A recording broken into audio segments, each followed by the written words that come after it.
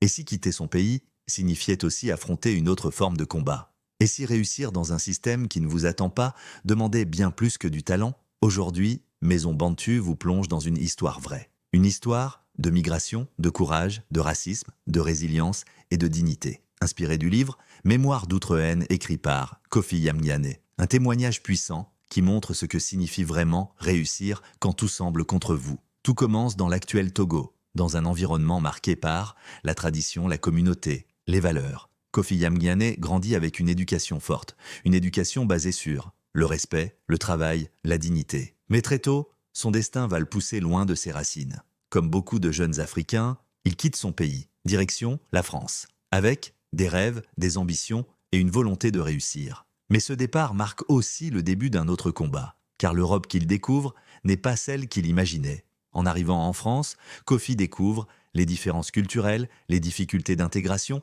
et surtout le racisme. Pas toujours violent, mais présent, subtil parfois, direct parfois. Et ce racisme va devenir un fil rouge dans son parcours. Malgré les obstacles, il avance, il travaille, il apprend, il s'adapte et progressivement, il trouve sa place. Mais pas sans effort, car réussir ne signifie pas être accepté.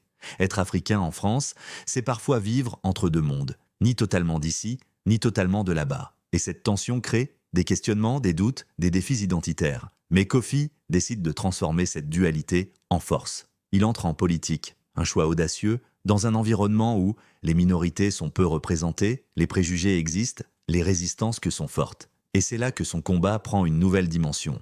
Kofi Yamgane découvre que le racisme peut aussi être institutionnel, structurel, invisible, pas toujours des insultes, mais des blocages, dans les carrières, dans les opportunités, dans la reconnaissance. Mais il refuse de céder. Face aux obstacles, il continue, avec détermination, courage, résilience, et il prouve que la compétence, le travail, la persévérance peuvent ouvrir des portes, mais chaque avancée a un prix. Plus il monte, plus les critiques augmentent, remises en question, préjugés, hostilités, et parfois la haine. Mais le plus difficile est de rester digne.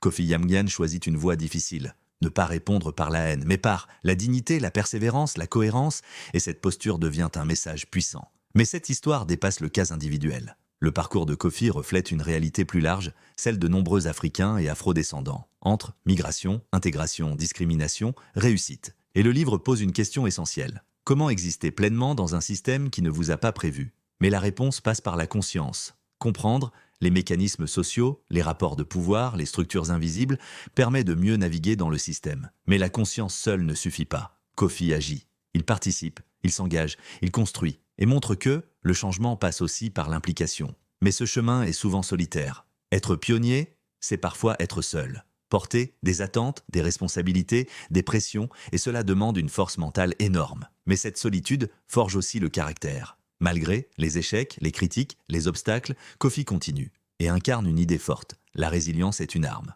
Mais le plus puissant dans ce livre, c'est le message d'espoir. Le livre montre que, malgré les difficultés, il est possible de réussir, s'imposer, influencer, exister pleinement. Mais cela demande un prix. Le prix du combat, de la persévérance, du dépassement, de la confrontation, mais aussi de la transformation personnelle. Et ce prix devient une force. Le véritable message de Mémoire d'Outre-Haine n'est peut-être celui-ci: la haine peut exister, mais elle ne doit jamais définir qui vous êtes.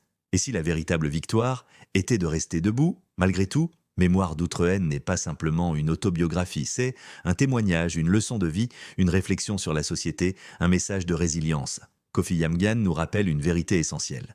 La dignité est une force que personne ne peut vous enlever. Si cette histoire vous a touché, abonnez-vous maintenant à Maison Bantu. Parce que certaines trajectoires inspirent, et parce que comprendre ses parcours, c'est aussi comprendre le monde.